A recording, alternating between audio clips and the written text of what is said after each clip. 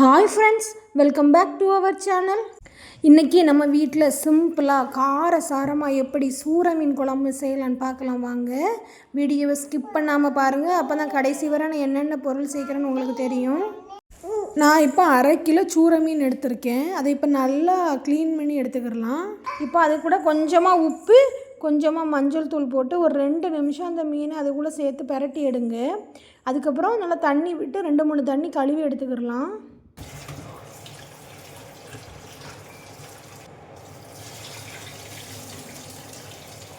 மீனை வாஷ் பண்ணி எடுத்து வச்சதுக்கப்புறம் குழம்புக்கு எல்லாம் ரெடி பண்ண ஆரம்பிச்சிடலாம் வாங்க. இப்போ ஒரு பாத்திரத்தை அடுப்பில் வச்சு ஒரு 3 டேபிள் ஸ்பூன் எண்ணெய் ஊற்றி அது கூடவே கொஞ்சமாக கடுகு, கொஞ்சமாக வெந்தயம், அப்புறம் ஒரு கொத்து கருவேப்பிலை போடுங்க. கடுகு வெந்தயம் பொரிய ஆரம்பித்ததும் அது கூடவே ஒரு 20 சின்ன வெங்காயம் போடுங்க. சின்ன வெங்காயம் நல்லா வதங்கணும். குழம்புக்கு சின்ன வெங்காயம் தான் நல்லா டேஸ்ட்டு கொடுக்கும். ஒரு 10 பல்லு பூண்டு சேருங்க. இது மீனோட ஸ்மெல்லை கம்மி பண்ணி அந்த குழம்போட ஃப்ளேவர் நல்லா இருக்கும். இந்த ஸ்மெல்லு நம்மளோட டைஜஷனுக்கும் ரொம்ப நல்லது. இப்போது அது கூடவே 2 பழுத்த தக்காளி, 2 பச்சை மிளகாய் போட்டுக்கோங்க.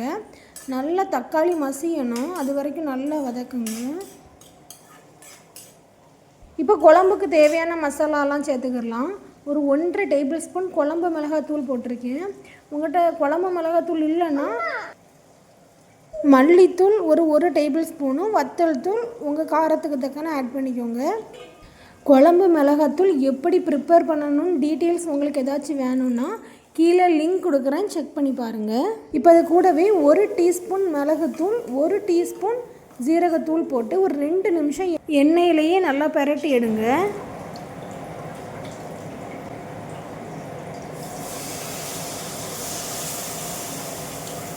இப்போ ஒரு எலுமிச்சை அளவு புளியை ஒரு 2 டம்ளர் தண்ணியில் ஊற வச்சுருந்தேன். இப்போ அதையும் கரைச்சி அது கூட ஊற்றிடலாம்.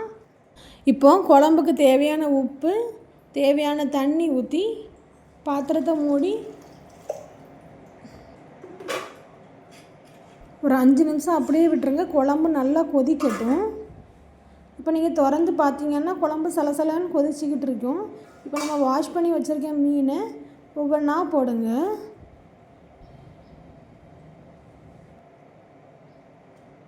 மீனோட செனையெல்லாம் கிடச்சிச்சு, அதை வீடியோவில் காட்ட மறந்துட்டேன். இப்போ போட்டிருக்கேன் பாருங்கள், அதான் செனை. நீங்கள் மொத்தமாக கொட்டுனீங்கன்னா மீனெல்லாம் உடஞ்சிரும். நீங்கள் மெதுவாக ஒவ்வொன்றா வைங்க, மீன் உடையாமல் அழகாக வெந்து வரும். இப்போ மீன் குழம்பெல்லாம் ஒரு கரண்டி வச்சு நான் ஒரு மிக்ஸ் பண்ணி ஒரு 10 நிமிஷம் அதை அப்படியே விட்டுருங்க. ஹை ஃப்ளேமில் வைங்க.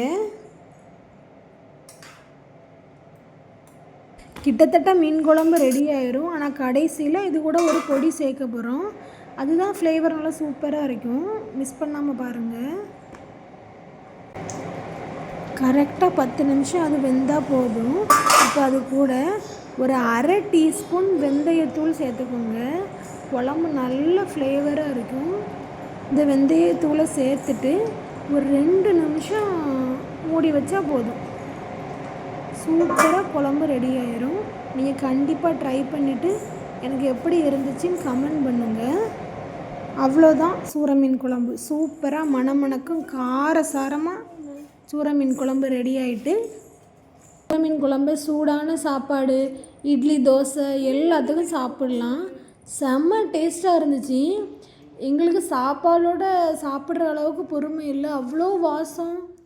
நாங்கள் தட்டில் வச்சு நேரம் சாப்பிட்டாச்சு. 2வது வாட்டி எங்கள் ஹஸ்பண்டுக்கு டேஸ்ட்டு பார்க்க கொடுத்தேன். அவங்க ரியாக்ஷனை பார்ப்போம். இது மாதிரி வீட்டு சமையல் ரெசிபி உங்களுக்கு பிடிச்சிருந்தது வீடியோவுக்கு லைக் பண்ணுங்கள், சப்ஸ்கிரைப் பண்ணி பெல் ஐக்கானை கிளிக் பண்ணுங்கள். தேங்க்ஸ் ஃபார் வாட்சிங்.